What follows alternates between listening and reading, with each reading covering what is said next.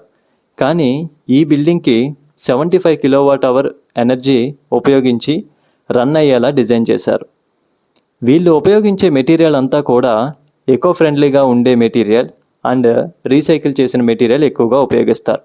అంటే Windows, doors, lighting, painting, roof sheets, carpet tiles, plumbing material, ఇలా material అంతా కూడా రీసైకిల్ అండ్ ఎకో ఫ్రెండ్లీగా ఉండే మెటీరియల్నే ఉపయోగిస్తుంటారు.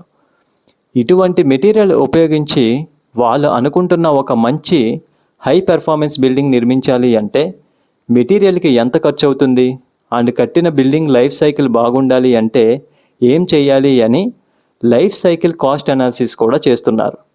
ఫర్ ఎగ్జాంపుల్, బెంగళూరులో Indian Institute of Human Settlements campus బిల్డింగ్ని 50 సంవత్సరాల లైఫ్ సైకిల్తో బెస్ట్ పెర్ఫార్మెన్స్ బిల్డింగ్గా నిర్మించాలి అనుకుంటున్నారు. బిల్డింగ్కి పెర్ఫార్మెన్స్ ఏంటి అనుకుంటున్నారా? అంటే ఆ బిల్డింగ్లో యూజ్ చేసే వేస్ట్ వాటర్ని కూడా వేస్ట్ వాటర్ మేనేజ్మెంట్ ద్వారా సక్రమంగా ఉపయోగించుకోవడం, సన్లైట్ని ప్రాపర్గా యూజ్ చేసుకోవడం, రైన్ వాటర్ని ప్రాపర్గా యూజ్ చేసుకోవడం, వేస్ట్ని రీసైకిల్ చేయడం, బిల్డింగ్ లోపల గాలి, వెలుతురు, పొల్యూషన్ లేకుండా డిజైన్ చేయడం, ఇదంతా చేస్తారన్నమాట. అందుకే వీటిని హై పెర్ఫార్మెన్స్ బిల్డింగ్స్ అంటారు. మన ఇండియాలో ఉన్న ఇన్ఫోసిస్ క్యాంపసెస్ అన్నీ కూడా వేస్ట్ వాటర్ని 100% రీసైకిల్ చేసి యూజ్ చేసుకుంటున్నారు అండ్ జీరో డిశ్చార్జ్ స్టేటస్ని మెయింటైన్ చేస్తున్నారు.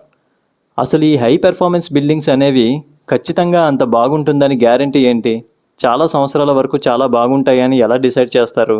ఎలా నమ్మాలి అంటే, ఈ రకమైన బిల్డింగ్స్ కట్టడానికి వాళ్ళకున్న గోల్ రీచ్ అవ్వడానికి architects, engineers, sustainability consultants, building owner వాళ్ళందరూ కలిసి ఆలోచించి డెసిషన్ తీసుకుంటారు. అండ్ వీళ్ళు డిజిటల్ మోడలింగ్ ద్వారా బిల్డింగ్ డిజైన్ చేశాక సిమ్యులేటర్ టెస్టులు చేసి బెస్ట్ అవుట్పుట్ వచ్చిన తర్వాతే కన్స్ట్రక్షన్ అనేది స్టార్ట్ చేస్తారు. బిల్డింగ్ పూర్తయిన తర్వాత కూడా కొన్ని స్మార్ట్ టెక్నాలజీ మానిటరింగ్ సిస్టమ్స్ని ఇన్స్టాల్ చేస్తారు. బిల్డింగ్ లోపల లైటింగ్, ఎయిర్ క్వాలిటీ మానిటరింగ్ చేయడానికి, ఎనర్జీ కన్జంప్షన్ ట్రాక్ చేయడానికి ఈ మానిటరింగ్ సిస్టమ్స్ని ఇన్స్టాల్ చేస్తారు.